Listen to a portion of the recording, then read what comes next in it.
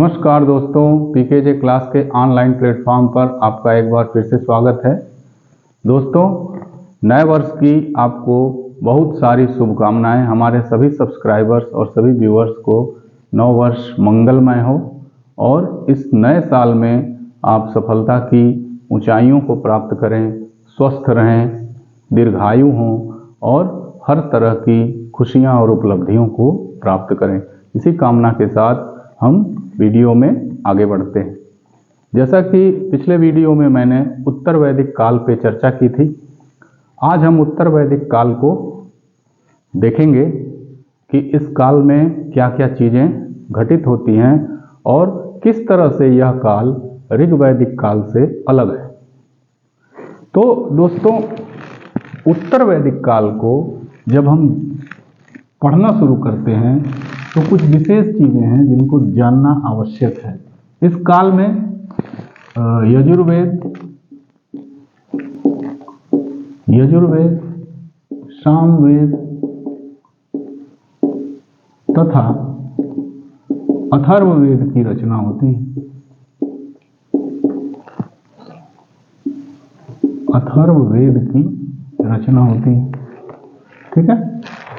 इसके अलावा बहुत सारे ब्राह्मण ग्रंथ, बहुत सारे आरण्यक ग्रंथ, उपनिषदों की रचना होती है, जिनके द्वारा हमें उत्तर वैदिक काल की बहुत सारी जानकारी प्राप्त होती है।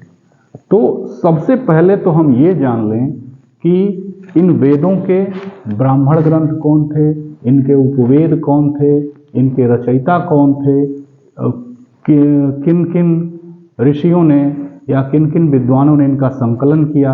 तो सबसे पहले एक इंडेक्स के माध्यम से हम वेदों को और उनके उपवेदों को और उनके ब्राह्मणों को, उनके आरण्यकों को और कुछ प्रमुख बातों को देख लेते हैं, क्योंकि ये जो वेद हैं या जो उपनिषद और आरण्यक हैं या वेदांग हैं, यही जो है हमको इस काल के बारे में जानने और समझने का एक प्रमुख स्रोत के रूप में हमको ये मिले हैं। इन्हीं के आधार पर हम उत्तर वैदिक काल को पढ़ने और समझने का प्रयास करेंगे। हाँ, ठीक है। तो ये वेद हैं और उनके ब्राह्मण, उनके सूक्त, उनके उपनिषद, उनके आरण्यक, अध्येता और उपवेद, ये हमने एक इंडेक्स बना करके इसे जानने का प्रयास करेंगे। इससे बहुत सारे फ्री के पॉइंट ऑफ व्यू से क्वेश्चन भी आते हैं। तो चूंकि ऋग्वेद पे हमने चर्चा कर ली थी, आज हम बाकी वेदों को देखेंगे और इसी में हमने जोड़ करके एक इंडेक्स बना दिया है, जिसके आधार पे आप इसको तैयार कर सकते हैं। ठीक है, थोड़ा सा इसको समझते हैं, इस चार्ट को, और जानने का प्रयास करते हैं। देखिए, ऋग्वेद जो है, इसका जो ब्राह्मण है उसे कौशितकी और ऐतरेय के नाम से जाना जाता है। इसमें कुल 1028 सूक्त हैं। कौशितकी, ऐतरेय जो है इसके उपनिषद हैं। कौशितकी और ऐतरेय इसके आरण्यक ग्रंथ हैं। इसके जो अध्येता या इसको जो गाने वाले ब्राह्मण हैं उनको होता या होत्री कहा जाता है, और इसका उपवेद आयुर्वेद है, जिसके रचयिता प्रजापति। ठीक है, ये जानकारी थी ऋग्वेद के बारे में, उसके आरण्यक, उसके अध्येता, उसके उपवेद और उसके ब्राह्मण के बारे में। अब यहाँ पे एक चीज और स्पष्ट आपको बता दें कि ये जो बाकी वेद हैं, ये इन वेदों में जो भी सूक्त, छंद या इस तरह की चीजें ली गई हैं वो ऋग्वेद से ही ली गई हैं, और बहुत सारे जो सूक्त या छंद हैं वो इनसे ही लेकर के उनको संकलित किया गया है। ठीक है, तो इन सभी वेदों में, बाकी के तीनों वेदों में ऋग्वेद की छाया भी स्पष्ट रूप से आपको दिखाई देगी। उसी से सारे जो है इसमें के ज्यादातर मंत्र और सूक्त और छंद लिए गए हैं। आगे देखते हैं यजुर्वेद का जो ब्राह्मण है वो तैत्तरीय और शतपथ है। शतपथ ब्राह्मण और तैत्तरीय, दो इसके ब्राह्मण हैं। इसमें कुल 975 मंत्र हैं। इसमें कुछ ऋग्वेद से सीधे लिए गए हैं, ठीक है, जैसा कि मैंने बताया। इसके बाद तैत्तरीय, कठ, श्वेताश्वर, बृहदारण्यक, मैत्रायणी और ईश, ठीक है ना, ईशोवास्योपनिषद भी इसको कहते हैं। तो ईश जो है ये इसके कुछ प्रमुख उपनिषद हैं। इसके अलावा तैत्तरीय, शतपथ और बृहदारण्यक इसके आरण्यक हैं और इसके गाने वाले को अर्धवयूर कहते थे। धनुर्वेद इसका उपवेद है जिसका जो संकलन या जिसको जो है विश्वामित्र जी ने बनाया। ठीक है, आगे देखते हैं सामवेद को। सामवेद जो है उसका ब्राह्मण पंचविश या तांड्य ब्राह्मण के नाम से भी इसको जानते हैं। ठीक है, इसमें कुल 875 मंत्र हैं। केन और छांदोग्य जो है इसके प्रमुख उपनिषद हैं। जैमिनी और छांदोग्य इसके जो है आरण्यक हैं।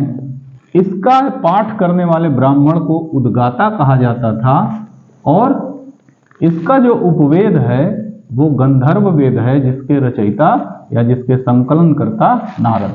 ठीक है, अब यहाँ पे सामवेद जो ऋग्वेद के ही जो सूक्त या छंद थे उनको गायन के रूप में सामवेद में वर्णित किया गया या सामवेद में गाया गया है।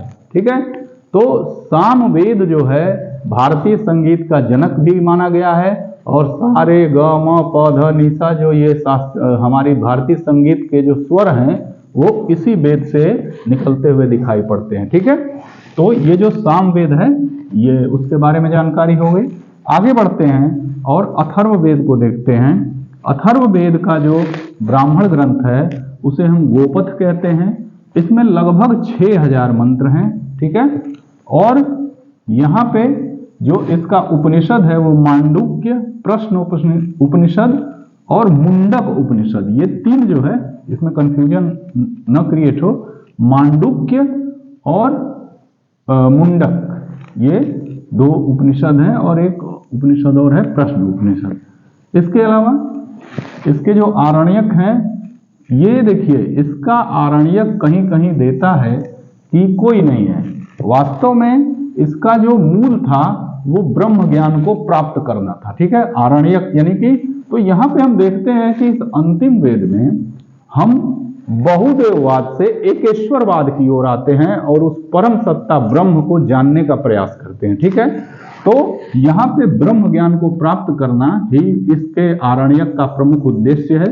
इसके अध्येता या इसके गाने वाले को ब्रह्म कहा जाता है और शिल्प वेद जो है जिसके रचयिता या निर्माता विश्वकर्मा हैं, जिन्हें देवताओं का शिल्पी भी कहा जाता है। यानी कि यहाँ पे हमको निर्माण और विभिन्न तरह की चीजें इस वेद में दिखाई देती हैं, तो शिल्प वेद में, तो ये इसका उपवेद है। ठीक है, तो ये थी एक जो है पूरी जानकारी वेदों पर, उनके सूक्तों पे, उनके ब्राह्मण ग्रंथों पे, उनके आरण्यक, उनके अध्येता और उनके उपवेद से।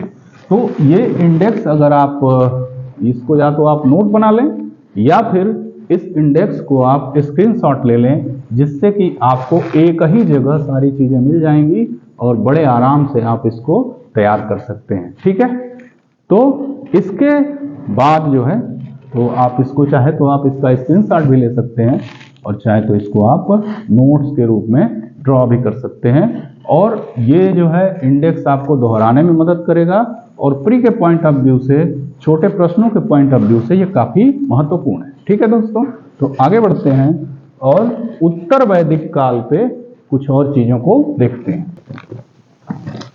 हाँ दोस्तों, तो हमने देखा अभी कि हमको जो जानकारी मिलती है ग्रंथों के आधार पे, सामवेद, ऋग्वेद, यजुर्वेद के आधार पे, हमने अथर्ववेद के आधार पे हमने देखा, हमने इस काल को देखने का प्रयास किया और उसी के आधार पे हम उत्तर वैदिक काल को देखेंगे। ठीक है, तो सबसे पहले तो ये जानते हैं कि उत्तर वैदिक काल में आर्य जो है पंजाब वाले क्षेत्र या जो सप्त सैंधव प्रदेश था उसको छोड़ करके आगे की ओर बढ़ते हैं। तो इनके जगह से हम भौगोलिक विस्तार को देखें, आर्यों के भौगोलिक विस्तार को, भौगोलिक विस्तार को जो देखेंगे तो भौगोलिक विस्तार में हम ये देखते हैं कि ये जो सप्त सिंधु प्रदेश था उससे ये आगे निकल के आते हैं और गंगा घाटी क्षेत्र में ये फैल जाते हैं। गंगा घाटी क्षेत्र में जब ये फैलते हैं तो चूंकि वो एक बहुत बड़ा उपजाऊ एक बहुत बड़ा उपजाऊ क्षेत्र यानी कि हमको लगता है कि विश्व के सबसे बड़े उपजाऊ क्षेत्रों में से एक है गंगा घाटी का जो मैदान है या गंगा घाटी का जो क्षेत्र है। तो जाहिर सी बात है कि जब वो फर्टाइल लैंड में आते हैं तो कृषि जैसी परंपरा जो है एक बहुत व्यवस्थित तरीके से शुरू होगी। ठीक है, तो फिलहाल हम भौगोलिक विस्तार को देखते हैं, हालांकि कृषि और बाकी चीज़ों पे बाद में चर्चा करते हैं। तो भौगोलिक विस्तार में आर्य जो होते हैं वो कहाँ से, जो इनका सप्त सिंधु प्रदेश होता है, सप्त सिंधु प्रदेश, उससे ये गंगा घाटी की ओर माइग्रेट करते हैं, माने आते हैं गंगा घाटी की ओर आते हैं। ठीक है, ठीक है। इसके अलावा एक प्रमुख जो इनका ब्राह्मण ग्रंथ है शतपथ ब्राह्मण, शतपथ ब्राह्मण, उससे जो है आर्यों के माइग्रेशन की जानकारी मिलती है। उसमें ऐसा लिखा गया है कि आर्य जो है सदानीरा यानी कि जो गंडक नदी है, गंडक नदी, ठीक है ना, उससे पूर्व की ओर आगे बढ़ते हैं, उससे पूर्व की ओर ये आगे बढ़ते हैं, आगे बढ़ते हैं। कौन बढ़ता है? आर्य। ठीक है ना। तो गंडक जो है वो उसका नाम जो है सदानीरा के नाम से जाना गया और शतपथ ब्राह्मण में ऐसा उल्लेख मिलता है कि आर्य सदानीरा से नदी से पूर्व की ओर आगे बढ़ते हैं। आगे बढ़ करके ये जो है गंगा घाटी के मैदानों की ओर आते हैं। इसके अलावा जो है उसमें ऐसा भी बताया गया है कि आर्य जो है, ठीक है ना, वो शतपथ ब्राह्मण में ऐसा बताया गया है कि आर्य लोग रेवा, जिसको कि नर्मदा नदी के नाम से जानते हैं, नर्मदा नदी, ठीक है ना, वर्तमान में रेवा तथा सदानीरा के मध्य जो है निवास करते हैं। तो इससे यह भी स्पष्ट हो जाता है कि जो नर्मदा नदी और जो गंडक के बीच का क्षेत्र है, आर्य जो है उसमें निवास करते हैं और इसको मध्य भाग के रूप में देखा गया है शतपथ ब्राह्मण में। ठीक है ना। तो ये जो जानकारी मिलती है वो हमको शतपथ ब्राह्मण ग्रंथ से मिलती है। इसके अलावा जो है लगभग उत्तर वैदिक काल के अंतिम समय में 600 ईसा पूर्व के आसपास जो है कोशल, विदेह तथा अंगराज्य से ऐसा पता चलता है कि आर्यों का जो था वो परिचय था। ठीक है ना। तो हम आगे देखते हैं कि यही जो आगे ये जो छोटे छोटे राज्य थे वो महाजनपदों में कन्वर्ट होते हैं। ठीक है ना।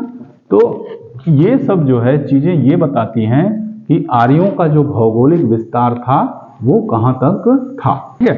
तो ये कुछ जानकारी हुई अब हम ये देखते हैं कि कुछ जो पर्वत थे उनके बारे में भी जो है उल्लेख मिलता है, जिनमें मैनाक, ये सारा विवरण जो है शतपथ ब्राह्मण से हमको मिलता है। त्रिकुट, त्रिकुद, मैनाक, त्रिगुद और मैनाक, त्रिगुद तथा क्रौंच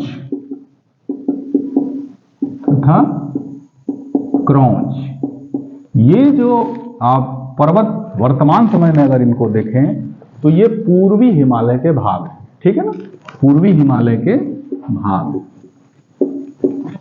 पूर्वी हिमालय के ये जो पर्वत हैं वो भाग हैं। तो कहने का मतलब ये है कि बताया गया कि आर्य जो है पूर्व की ओर जो है आगे बढ़ते हैं, ठीक है। तो ऐसी जानकारी हमको किससे मिलती है? शतपथ ब्राह्मण से मिलती है। ये तो इनका हो गया जो है इस धार्मिक ग्रंथ के आधार पे इनका माइग्रेशन या इनकी भौगोलिक स्थिति, ठीक है। इसके अलावा हम आगे बढ़ते हैं और कुछ और चीजों को देखते हैं। तो भौगोलिक विस्तार अभी हमने आर्यों का देखा। इसके बाद देखते हैं कि आर्य जो है ऋग्वैदिक कालीन जो आर्य थे वो कबीलों में संगठित थे और ये कबीले धीरे धीरे और अधिक संगठित होकर के राज्य निर्माण के ओर अग्रसर होते हैं। हम देखेंगे कि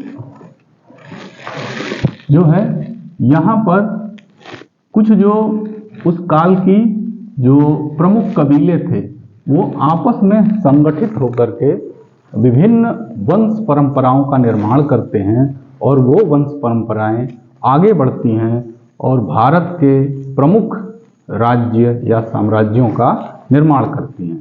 तो देखते हैं हम और इसको और जानने का प्रयास करते हैं। भरत जो कि प्रमुख कबीले थे, भरत तथा पुरु, भरत तथा पुरु आपस में मिलकर के कुरु राजवंश का निर्माण करते हैं,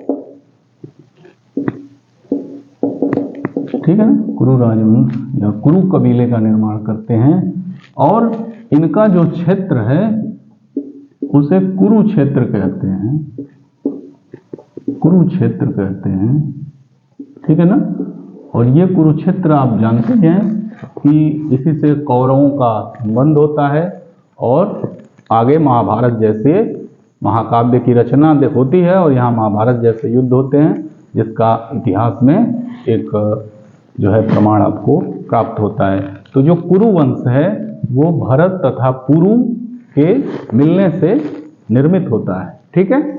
आगे बढ़ते हैं और कुछ और कबीलों को देखते हैं। तुर्वस तथा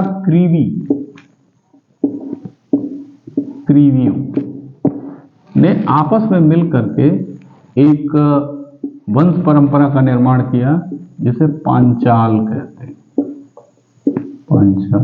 पांचाल के नाम से जाना गया, ठीक है ना। तो हम आगे देखते हैं कि ये कुरु और पंचाल आपस में मित्रता करते हैं और जो है अभी हमने देखा कि ये कुरुक्षेत्र का निर्माण करते हैं और ये दिल्ली तथा उसके आसपास के क्षेत्रों पे, आसपास के क्षेत्रों पे अपना अधिकार करते हैं, ठीक है ना, क्षेत्रों पे अपना अधिकार करते हैं, दिल्ली के और दिल्ली के आसपास के क्षेत्रों पे अपना अधिकार करते हैं। और देखते हैं कि ये दिल्ली और उसके आसपास के क्षेत्रों पे अधिकार करके जो है हस्तिनापुर को अपनी राजधानी बनाते हैं, हस्तिनापुर को अपनी राजधानी बनाते हैं, ठीक है ना। तो यहां कुल मिलाकर के देखते हैं हम कि एक राजनीतिक व्यवस्था या राजा की जो एक राजनीतिक परंपरा है उसकी शुरुआत यहाँ हमको दिखाई देती है। यह जो वर्तमान हस्तिनापुर कहाँ पे है? मेरठ में स्थित है, वर्तमान मेरठ में स्थित है। ठीक है ना। तो इस तरह हम देखते हैं कि हमको जो है एक राजनीतिक परंपरा की शुरुआत दिखाई देती है। ठीक है। अब हम चलते हैं, थोड़ा सा कृषि पे बात कर लेते हैं और ये देखते हैं कि किस तरह कृषि जो है वो राजनीतिक परंपरा को आगे बढ़ाने में या फिर राजा के राजत्व को बनाने में किस तरह से मदद करती है। ठीक है। किस तरह जो है राजत्व को बनाने में मदद करती है। जैसा कि हमने देखा कि आर्य जो है वो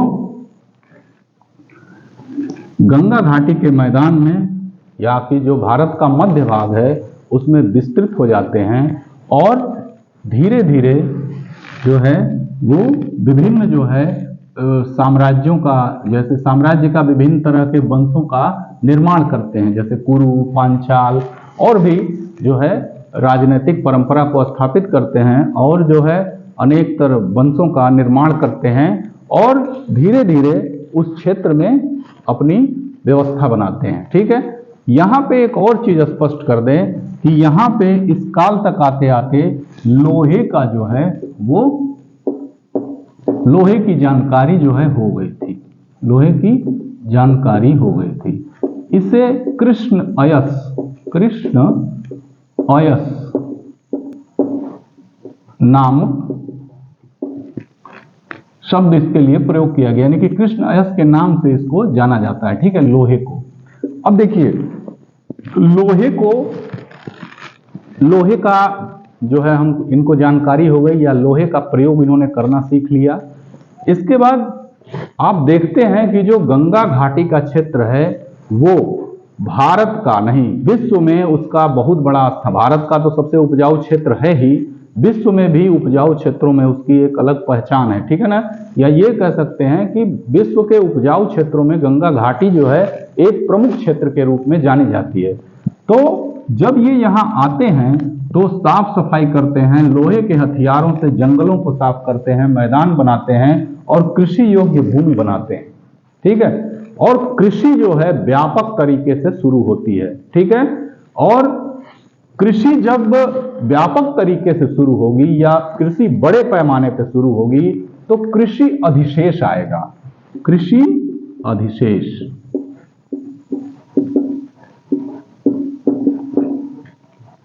अधिशेष, इसको इंग्लिश में हम एग्रीकल्चर सरप्लस कह सकते हैं।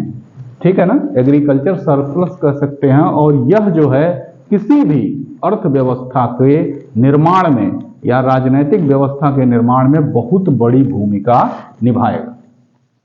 ठीक है। अब देखिए इसको थोड़ा सा समझते हैं। कृषि अधिशेष जब होगा, ठीक है, तो क्या होगा, लोगों को खाने के लिए भाग दौड़ नहीं करनी पड़ेगी। तो जब उन्हें खाने के लिए भाग दौड़ नहीं करनी पड़ेगी तो वो व्यापार वाणिज्य के विषय में सोचेंगे। वो राजा क्या करेगा, राजा एक बड़ी सेना रख सकता है, क्योंकि बड़ी सेना रखने के लिए उसको कृषि अधिशेष जो है उनको खिलाने के लिए वो पर्याप्त कृषि या पर्याप्त भोजन की उपलब्धता है। ठीक है। तो एक बड़ी सेना रख सकता है। राजा जब बड़ी सेना रखेगा तो जाहिर सी बात है कि उसका साम्राज्य और विस्तृत होगा। जब साम्राज्य विस्तृत होगा, ठीक है, और उसमें व्यापार वाणिज्य बढ़ेगा और विभिन्न तरह के कर आएंगे। तो जब साम्राज्य विस्तृत होगा तो विभिन्न तरह के कर आएंगे। जब कर आएंगे तो राजा क्या होगा, और शक्तिशाली होगा। जब राजा शक्तिशाली होगा तो व्यवस्था केंद्रीकृत होगी, और जब केंद्रीकृत व्यवस्था होगी तो फिर क्या होगा, और सारी चीजें बेहतर तरीके से होंगी। और इस तरह से धीरे धीरे क्या होगा, एक बड़े साम्राज्य का निर्माण होगा। ठीक है। तो कहीं ना कहीं ये जो परंपरा शुरू होती है ऋग्वैदिक काल के बाद उत्तर वैदिक काल में कृषि अधिशेष की, उसने पूरी जो है व्यवस्था को, जैसे कि आपने देखा कि सिंधु घाटी सभ्यता में नगरीकरण था और फिर दोबारा महाजनपद काल में इसी कृषि अधिशेष के कारण क्या होता है, दोबारा नगरीकरण प्रारंभ होता है। ठीक है। तो वो सारी चीजें हैं जिनको हम आगे देखेंगे फिलहाल हम इसको समझने का प्रयास कर रहे थे कि किस तरह से कृषि अधिशेष जो है या कृषि जो व्यापक कृषि की उत्पादन क्षमता थी उसने धीरे धीरे साम्राज्य विस्तार में या फिर राजतंत्रात्मक व्यवस्था को बनाने में किस तरह से योगदान दिया। ठीक है, तो हम जो इनका अध्ययन करेंगे, हम जब इसका अध्ययन करेंगे तो अब इतिहास को हम मुख्य रूप से 4 भागों में बांट करके उसका अध्ययन करेंगे। हम सबसे पहले सामाजिक इतिहास या सामाजिक जीवन को देखेंगे, सामाजिक जीवन को। ठीक है, इसके बाद सामाजिक व्यवस्था या सामाजिक जीवन, व्यवस्था भी कह सकते हैं। ठीक है, इसके बाद राजनीतिक व्यवस्था को देखेंगे। ठीक है, इसके बाद हम आर्थिक व्यवस्था को देखेंगे।